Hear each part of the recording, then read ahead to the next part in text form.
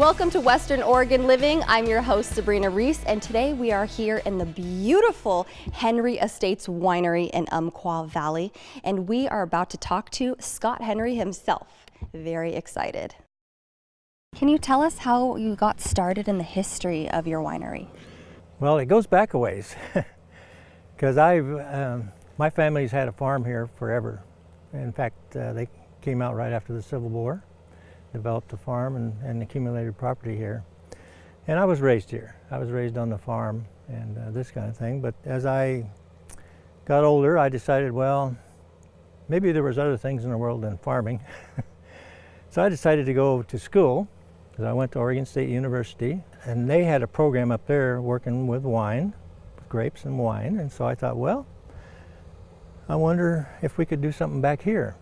And as I came back here, I found out that the oldest producing vineyard in Oregon is here in the Umpqua region. So in 1972, I got some plants. In fact, this property we're standing on is the first grapes that we ever planted.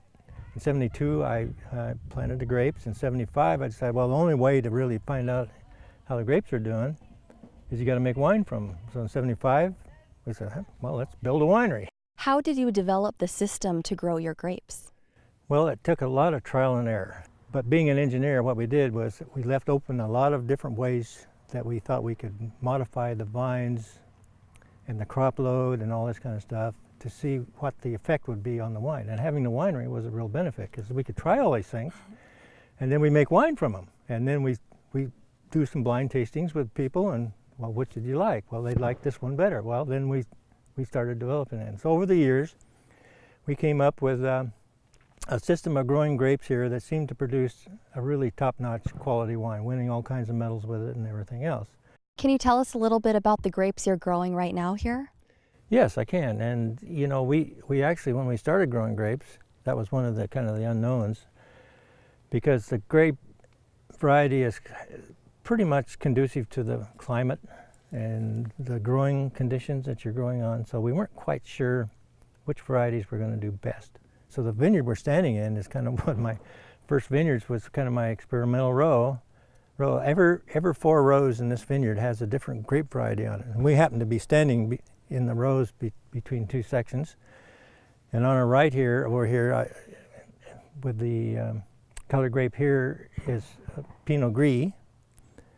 And over here is Müller-Thurgau.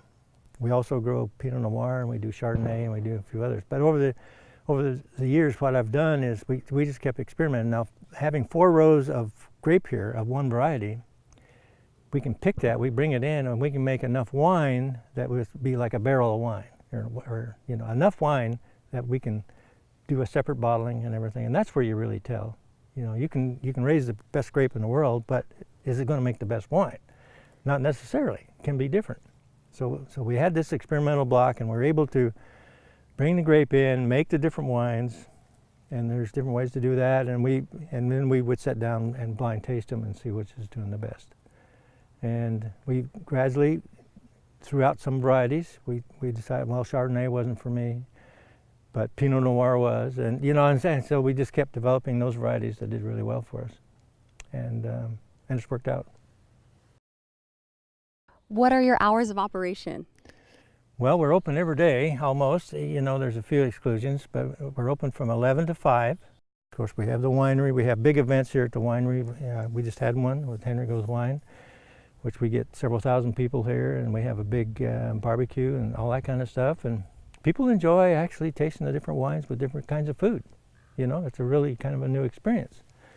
And a lot of them have never really had that experience. They don't, usually when they go to a restaurant, they don't think of wine. They might think of, you know, something else. And really, it's the wine with the food that is the best combination, really is. But we do a lot of fun things like that here. Thank you so much, Scott, for sharing your beautiful vineyard with us. And thank you all for watching, and stay tuned and let's see what else Western Oregon has to offer you. I'm your host, Sabrina Reese.